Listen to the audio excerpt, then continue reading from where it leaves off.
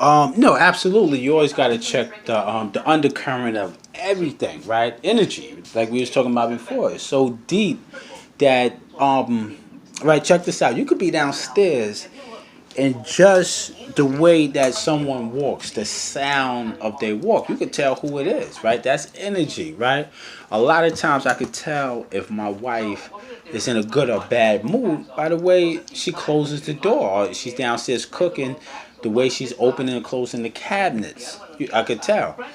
And once we start to learn how to read people, then it'll be better, or understand people. It will be better. Be better. You know how to handle people. You know how to handle yourself. Like I said, my wife, my daughter, my son, either one of them can walk through the door, and just from the way they close the door, the way they knock on it, the way they greet me, right? People can walk in your house. You can walk into a facility. You can walk into a place of business, anything, and just by the way a person greets you, you can tell. But when you go into those spots, most of those people are programmed to say that. They like you walk into Foot Lockers, Rite Aid. How you doing?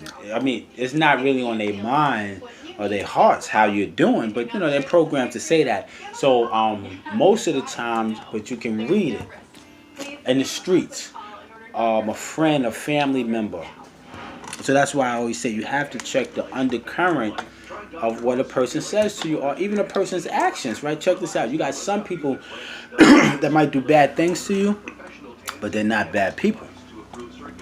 They're not bad people. You see it a lot of times in the penitentiary where, a person might just be under pressure. They have a so-called big homie that sends them at someone else to do some bodily harm. And sometimes they do some damage, but that person is really not a bad person. They would just put up to that, within some type of gang, you know. So it's all about reading energy. I like to read the energy of a person, place, or thing. Even before I go into certain locations, sometimes I just like to see what type of people come in and out. What type of people frequent this spot. You understand what I mean? You just never know. So a lot of times by the energy, because the energy of the people make the energy of the place or the location. So a lot of times you just look at the people. Just look at the people, the way they dress, the way they talk. And it's not about stereotyping. It's not about stereotyping people. It's just about reading energy, picking up on the auras. The way a person walk, the way they talk, the way they greet you. And this is not always solid. It's not always solid. It's elite. To me, I believe it's at least 65 to 70% accurate. You know what I mean? You got people that walk in your house, and they might not say hello. They might not greet you. That doesn't mean they're rude people. Sometimes they could just be shy. I have done it.